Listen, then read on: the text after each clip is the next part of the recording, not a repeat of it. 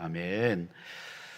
자, 여러분, 우리는 바로 앞 본문 4장 32절부터 37절에서 성령이 충만한 교회, 그리스도를 머리로 삼는 교회가 어떤 모습인지에 대해서 우리는 보았습니다. 그러니까 성령이 충만해진 교회는 바로 온 성도들이 한 마음 한 뜻이 되었다라고 말하고 있고, 모든 물건을 서로 통용하고 자기 재물을 조금도 자기 것이라고 여기지 않았다라고 했어요.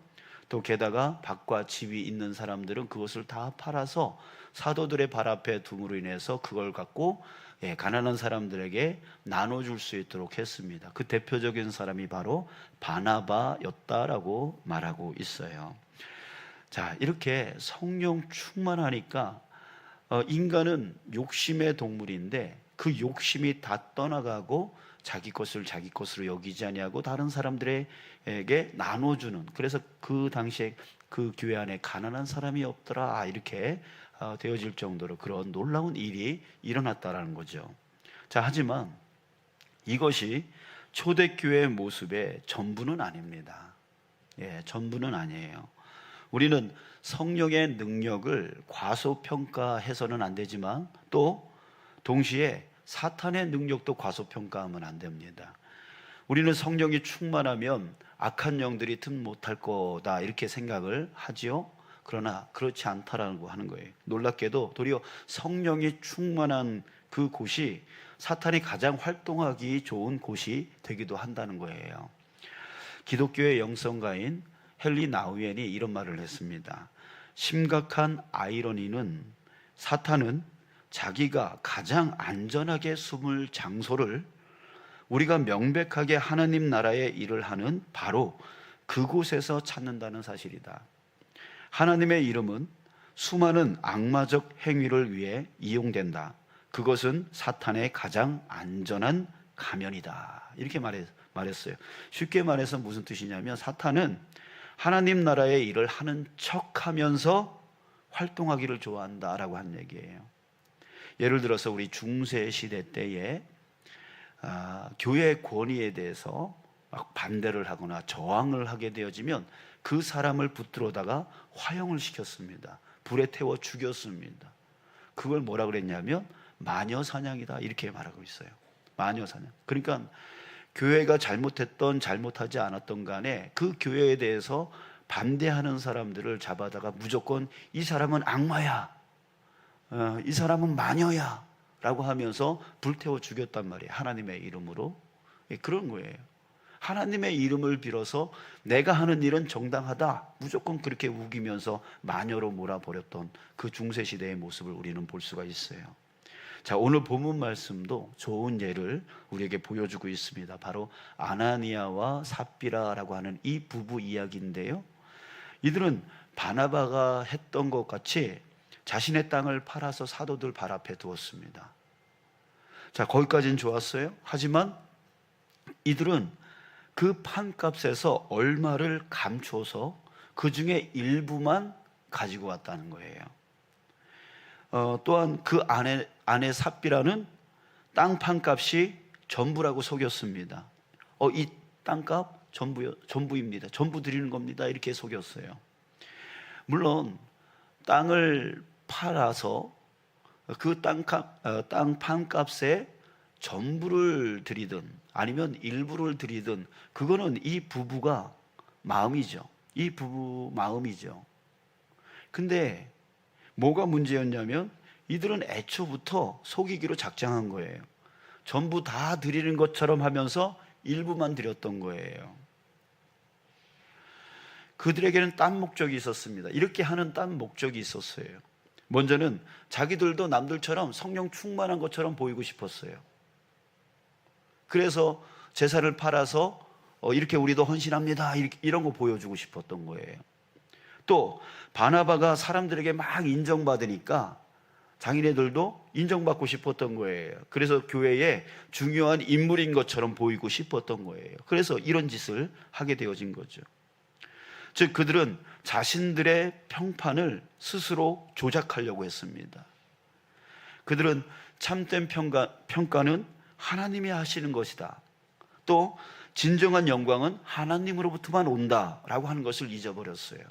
자기네들의 평판을 조작하려고 했어요. 거짓말해서 조작하려고 했단 말이죠. 또한 그들은 재물을 통해서 그 평판을 사려고 한 것뿐만이 아니라 또 다른 문제는 재물을 내놓을 만큼의 그 헌신도 없으면서, 헌신할 마음도 없으면서 그 명예를 얻기 위해서 거짓말까지 동원했습니다. 베드로가 그 아내 삽비라에게 이것이 판값의 전부냐? 라고 물어보니까 예, 전부입니다. 이런 식으로 거짓말까지 동원해서 자기네들의 그 평판을 세우려고 했던 거죠. 이들은 사탄이 사용하는 가장 최고의 수단인 두 가지를 사용했습니다. 그것이 무엇이냐면 바로 돈과 기만이었습니다. 이것을 사용해서 자신들의 평판을 만들려고 했던 거죠. 그들은 당시 가장 성령 충만한 교회 안에 있으면서도, 가장 성령 충만한 그 교회 안에 있으면서도 가장 하나님의 은혜와 상관없는 사람들로 살고 있었던 거예요. 아나니아와 삽비라 이 부부는 일심동체였습니다. 서로 마음이 합해 있었어요. 그들 사이에는 하지만 예수님이 없었어요. 그래서 그들의 일심동체는 하나님과 타인을 사랑하기 위한 연합이 아니라 탐욕을 부채질하는 야합에 그치고 말았습니다. 그들은 성령을 받아 자기 소유를 내놓고 사랑을 실천하는 그 성도들의 삶을 보면서 큰 도전을 받았어요. 큰 도전을 받았지만 그런 사람이 되기보다는 그런 사람들이 받게 된 그 존경과 인정만을 갈망했습니다. 자, 이것을 요즘 모습으로 표현하자면 어떤 것일까요? 어떤 모습일까요? 자, 이런 거 아닐까요? 집사, 권사, 장로가 되려고 남들보다 열심히 봉사, 헌신하고 헌금을 많이 하는 거예요. 직분 얻으려고. 나도 권사, 나도 장로, 이런 거 되려면 저렇게 열심히 해야 되는가 보다. 그래서 그거 하려고 열심히 하는 그런 모습일 거예요. 이런 자들은 보통 때는 열심히 있는 성실한 자로 보입니다. 하지만 원하는 직분을 얻지 못하면 이들은 큰 상처를 받습니다. 그동안의 봉사 헌신의 목적이 어디에 있기 때문에? 하나님께 있는 게 아니라 그 직분에 있었는데 그 직분을 받지 못하니까 큰 상처를 받는 거죠. 또 원하는 직분을 받게 되어서도 이런 사람들은 이런 모습이 나타나죠. 그 직분의 의무와 책임은 생각하지 아니하고 그냥 권리만 생각하는, 내가 권사인데 말이야, 내가 장로인데 말이야, 이렇게 권리만 생각하게 되어지는 사람. 이런 사람들은 하나님께는 관심이 없고 그저 그 직분에만 관심 있는 사람인 거죠. 자, 베드로가 아나니아에게 이렇게 말합니다. 4절, 땅이 그대로 있을 때에는 내 땅이 아니며 판 후에도 내 마음대로 할 수 없더냐. 자, 이 말이 무슨 뜻이에요? 그거 네 땅이야. 네가 팔든 팔지 않든 그건 네 마음대로 할 수 있는 거야. 근데 왜 사탄한테 그렇게 마음을 뺏겨서 그러는 거냐라고 꾸짖는 거예요. 어찌하여 이 일을 내 마음에 두었느냐. 사람에게 거짓말한 것이 아니요 하나님께로다. 사람에게 거짓말한 게 아니라 하나님께 거짓말한 거다라고 말하고 있어요. 여러분, 그래요. 아나니아와 삽비라의 죄는 무슨 죄예요? 사람을 속인 죄가 아니에요. 왜? 베드로가 이 부부가 베드로인 자신을 속였기 때문에 지금 꾸중하는 거예요? 그게 아니라는 거예요. 하나님을 속인 거다 이렇게 말하고 있는 거죠. 그들은 그게 가능할 거라고 생각했던 거예요. 즉 하나님 앞에 이들은 교만했고 하나님을 기만했던 거예요. 하나님을 속였다라는 것은 하나님을 기만한 행위죠. 그들은 회개할 기회조차 없이 그냥 영혼이 떠나 죽었다라고 했어요. 여러분들, 이게 무슨 뜻을 의미할까요? 하나님을 항상 회개할 기회를 주잖아요. 근데 그 기회도 없이 이들은 그냥 그 자리에서 혼이 떠나 죽어버렸습니다. 무슨 뜻이에요? 자, 여기서 우리가 알 수 있는 건 뭐냐면 하나님을 기만하는 죄. 하나님이 분명 보고 있는데도 불구하고 그 앞에서 아닌 척하는 그 기만죄는 바로 이렇게 큰 죄다라고 하는 것을 우리에게 보여주고 있는 것 같습니다. 자, 여러분, 사람은 속일 수 있습니다. 그렇죠? 사람 속이고 나는 열심히 있는 자야 라고 하는 것을 보이며 살아갈 수 있습니다. 나는 신앙인으로서 성실한 자야 라고 보여줄 수도 있습니다. 그러나 누구는 속일 수 없어요? 하나님은 속일 수 없습니다. 예, 하나님은 속일 수 없는 거예요. 그렇게 우리는 하나님 앞에서 항상 진실되게 서려고 항상 노력해야 되는 거예요.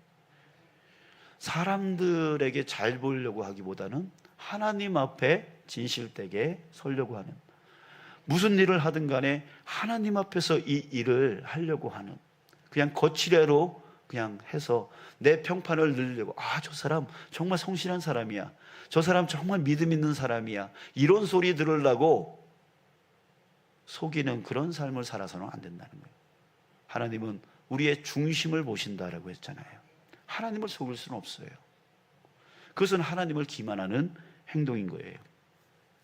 베드로는 또한 3절에서 이렇게 말했습니다. 아나니아야, 어찌하여 사탄이 내 마음에 가득하여 내가 성령을 속이고. 자, 이렇게 겉으로만 열심인 척하고 속으로는 자신의 이득을 취하려는 것이 바로 뭐예요? 사탄이 마음에 가득한 것이다, 이렇게 말합니다. 사탄은 우리로 그렇게 조장합니다. 하나님이 나의 중심을 보고 계시다는 것을 잊어버리게 만들어요. 그리고 자신의 욕심을 채우기 위해서 그런 척하게 만듭니다. 우리는 이것을 극히 조심해야 되는 거예요. 바나바가 훌륭했던 것은 무엇입니까? 그는 자신의 힘으로 자기 밭을 내놓았다고 생각하지 않았다는 데 있습니다. 그 자체로는 아무나 할 수 없는 큰 결단을 했지만 그에게 그건 대단한 일이 아니었죠. 그래서 누가 꼭 알아주기를 기대하지 않았고 그 일로 자신의 명성을 떨치려 하지도 않았습니다. 그는 하나님께 받은 사랑이 너무 커서, 또 예수님 때문에 받은 새로운 신분이 너무 감사해서, 그리고 하나님 나라 백성이 된 기쁨이 너무 컸기 때문에 기꺼이 자신의 땅을 팔아 하나님께 바친 거예요. 이것이 바로 성령의 감동으로 한 선행의 특징입니다. 성령에 감동된 자는 바로 이렇게 한다는 거예요. 자신의 어떤 다른 이득, 다른 유익이 아니라 정말 감사해서, 정말 기뻐서 하나님 앞에 드린다라고 하는 것이죠. 바나바의 그런 삶은 그러하여금 공동체의 사랑을 듬뿍 받았습니다. 그 사람들은 이 바나바를 좋아했어요. 그리고 사도들도 그를 신임했습니다. 나중에 수리아 안디옥으로 파송이 되었었는데, 그때 항상 그 앞에 어디를 파송할 때에 항상 갔던 사람은 누구였냐면 바로 베드로와 요한이었어요. 그러니까 교회의 최고 지도자가 바로 베드로와 요한이었거든요. 그래서 그들을 파송해서 그 교회를 돌보도록 했는데, 근데 이 수리아 안디옥에는요 베드로와 요한이 가지 않습니다. 대신 누가 가냐면 바나바를 보냅니다. 그 정도로 바나바를 최고 지도자급으로 인정해 줬다라고 하는 얘기예요. 자, 그러나 그렇게 주님 앞에 아름답게 쓰임 받는 것을 좋아하는 사람들도 있지만 싫어하는 사람들이 있어요. 예, 싫어하는 존재가 있어요. 그게 누구냐면 바로 사탄이에요. 예, 일이 잘 풀리고 사람들에게 인정받는 사람이 생기면 꼭 뒤에 그것을 시기하는 사람이 있습니다. 사탄은 어떤 사람을 찾냐면 바로 그런 사람을 찾는 거예요. 그런 사람을 먹잇감으로 여깁니다. 그래서 그 안에 역사에서 그러하여금 경쟁심을 발동시키고, 그래서 다툼과 싸움을 일으키게 되어지는 것이죠. 바로 오늘 본문의 아나니아와 삽비라 이 부부가 바로 그런 거예요. 자기네들도 바나바처럼 명성을 얻고 싶었던 거예요. 왜? 그래서 신임을 얻고 싶었던 거예요. 그러나 드리기는 싫어. 자기 것을 드리기는 싫어. 헌신의 마음은 없어. 근데 명성을 얻고 싶은 거예요. 그러다 보니까 이 경쟁심이 바로 그들이 사탄의 먹잇감이 된 요인이 되었던 것이죠. 바나바가 그렇게 행동한 동기는 불쌍한 사람들에 대한 측은지심이었습니다. 또 그것을 행동으로 이끌어 나갈 수 있게 힘을 줬던 것은 바로 성령이었습니다. 자, 하지만 이 부부 아나니아와 삽비라 이 부부의 동기는 뭐였어요? 경쟁심이었어요. 그리고 그 행동의 원동력은 무엇이었어요? 바로 남들에게 인정받고 싶은 강한 욕망이었습니다. 잘못된 거죠. 바로 사탄의 먹잇감이 어떤 사람들인지 여러분들 우리가 오늘 이 시간에 깨달았으면 좋겠어요. 사랑하는 여러분, 사탄의 먹잇감이 되지 않기를 간절히 소원합니다. 항상 그러기에 우리는 항상 깨어 있어야 돼요. 그러면서 항상 어떻게 해야 돼요? 기도와 말씀 앞에서 자신을 항상 깨트려야 돼요. 예, 우리 바닷가의 돌을 보면 그 둥글둥글한 돌들이 있죠. 그래서 아주 반질반질한 동글동글한, 왜 그렇게 됐습니까? 수십, 수백, 수천 년 동안 계속 파도를 맞으면서 깎인 거잖아요. 그래서 둥글둥글해진 거예요. 뭐가 없어진 거죠. 그런 것처럼 우리도 그렇게 다듬어져야 된다는 거죠. 다듬어져야 돼요. 뭘로? 기도로 다듬어져야 돼요. 말씀으로 다듬어져야 돼요. 항상 기도하면서 말씀 앞에서 나 자신을 깨뜨려야 돼요. 다듬어야 돼요. 근데 이게 다듬어지지 않으면 계속 뭐가 나와 있는 거예요. 뭐가 나와서 옆 사람을 찌르고 공동체를 찌르고 계속 문제가 되어지는 거예요. 자, 여러분, 우리가 항상 깨어서 이 사탄의 먹잇감이 되어지지 않기 위해서 우리는 항상 기도를 잃어버리면 안 돼요. 말씀 앞에서 항상 자기 자신을 깨뜨려야 돼요. 근데 이런 경우가 있어요. 말씀을 자기의 말씀을 많이 읽어요. 그거 갖고 저 사람은 이 말씀에 저렇고 저 사람은 이 말씀에 저렇고 자꾸만 자기를 깨뜨리는 일에 쓰는 말씀이 아니라 자꾸만 다른 사람을 깨뜨리는 데 쓰는 말씀을 이용하는 사람들이 있어요. 여러분, 안 돼요. 그 또한 사탄의 먹잇감이에요. 자기를 깨뜨려야 돼요. 그래서 그 모든 부분을 깎아내요. 둥글둥글한 그런 성도가 되어져서 서로 어울리고 서로 사랑하고 서로 연합되어지는 그런 성도가 되어야 될 줄 믿습니다. 아멘. 자, 여러분, 우리 이 시간에 우리 찬송 하나 부르고 싶습니다. 595장이에요.